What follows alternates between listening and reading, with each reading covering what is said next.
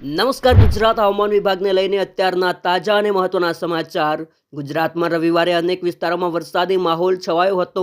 અમદાવાદમાં આજે સવારે કેટલાક વિસ્તારોમાં ધોધમાર વરસાદ વરસ્યો હતો, જ્યારે કેટલાક વિસ્તારોમાં હળવાથી સામાન્ય વરસાદ વરસ્યો હતો। ત્યારે આગામી દિવસોમાં ગુજરાતમાં વરસાદ રહેશે। હવામાન વિભાગના જણાવ્યા પ્રમાણે પશ્ચિમ રાજસ્થાન અને તેની આજુબાજુમાં પાકિસ્તાન પર વેલમાર્ક લો પ્રેશર યથાવત છે।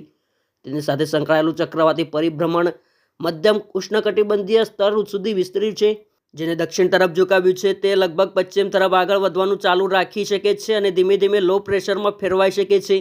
સરેરાશ દરિયા સપાટી પર મોન્સૂન ટ્રફ પશ્ચિમ રાજસ્થાન અને તેની બાજુમાં પાકિસ્તાન, ચુરુ, આયાનગર, શાહજહાંપુર, લખનઉ, પટના, બાંકુરા, દીઘા અને ત્યાંથી પૂર્વ તરફ ઉત્તર પૂર્વ બંગાળની ખાડી તરફ વેલમાર્ક લો પ્રેશર ક્ષેત્રના કેન્દ્રમાંથી પસાર થશે। હવામાન વિભાગે જારી કરેલા મેપ પ્રમાણે આજે 21મી જુલાઈના રોજ રાજ્યભરના વિસ્તારોમાં ગાજવીજ સાથે હળવાથી મધ્યમ વરસાદની આગાહી આપવામાં આવી છે। હવામાન વિભાગે જારી કરેલા મેપ પ્રમાણે 26મી તારીખ સુધી રાજ્યના મોટાભાગના વિસ્તારોમાં ગાજવીજ સાથે હળવાથી મધ્યમ વરસાદની આગાહી આપવામાં આવી છે। ગુજરાતમાં ઘણી જગ્યાએ ચોમાસું ફરી સક્રિય થયું છે। રાજ્યમાં ગમે ત્યારે હળવાથી ભારે વરસાદ થવાની શક્યતા રહી છે। આઈએમડીએ ગાંધીનગર, અમદાવાદમાં હળવો વરસાદ થવાની આગાહી કરી છે। હાલમાં જામનગર, બનાસકાંઠા, પાટણ, કચ્છ અને મોરબીમાં વરસાદ માટે ઓરેન્જ એલર્ટ જારી કરવામાં આવ્યું છે। રાજ્યમાં ફરી ભારે વરસાદ પડી શકે છે। આજે રાજ્યના ઘણા વિસ્તારોમાં વરસાદ પડી શકે છે અને આ વિસ્તારોમાં પાટણ, વાવ, થરાદ, બનાસકાંઠા, સાબરકાંઠા, મહેસાણા હોઈ શકે છે।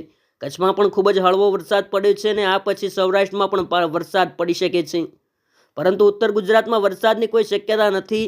જૂનાગઢ, રાજકોટ, બોટાદ, સુરેન્દ્રનગર, મોરબી, દ્વારકા, જામનગર, પોરબંદર, ભાવનગર, અમરેલી, સોમનાથ જેવા તમામ જિલ્લાઓમાં ભારે વરસાદ પડી શકે છે।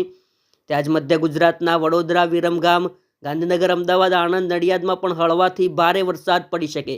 હવામાન વિભાગે દ્વારકા, કચ્છ, બનાસકાંઠા, પાટણ, મોરબી, જામનગર જિલ્લામાં ભારે વરસાદ માટે રેડ એલર્ટ જારી કરી દીધું છે। આ ઉપરાંત દાહોદ, પંચમહાલ, મહેસાણા, સાબરકાંઠા, અરવલ્લી, મહીસાગર, ખેડા, ગાંધીનગર, આણંદ, બોટાદ, જૂનાગઢ, સુરેન્દ્રનગર, અમદાવાદ, રાજકોટ અને પોરબંદર જિલ્લામાં ઓરેન્જ એલર્ટ જારી કરવામાં આવ્યું છે। ઘણા સમયથી ચોમાસાની એક્ટિવિટી ભાગ્યે જ જોવા મળી રહી હતી, પણ હવે વિવિધ જિલ્લાઓમાં ચોમાસું ફરી સક્રિય થતાં હળવાથી ભારે વરસાદની આગાહી કરવામાં આવી છે। 22 થી 31 જુલાઈમાં વરસાદનો એક મોટો અને લાંબો રાઉન્ડ આવે તેવી શક્યતાઓ અને સારો વરસાદ પડે તેવી અપેક્ષાઓ છે। જુલાઈ મહિનાના છેલ્લા અઠવાડિયામાં બંગાળની ખાડીમાં એક સિસ્ટમ બનશે અને તે ગુજરાત પરથી પસાર થાય તેવી પૂરેપૂરી શક્યતાઓ હાલમાં દેખાઈ રહી છે। 22 તારીખથી બંગાળની ખાડીમાં એક સિસ્ટમ સક્રિય થશે અને તે ગુજરાત તરફ ગતિ કરે તેવી સંભાવનાઓ દેખાઈ રહી છે।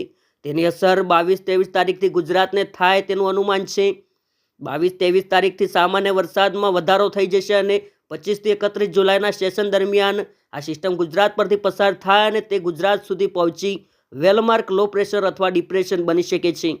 25 થી 31 તારીખમાં રાજ્યમાં ભારેથી અતિભારે વરસાદ પડે તેવી પણ શક્યતાઓ છે।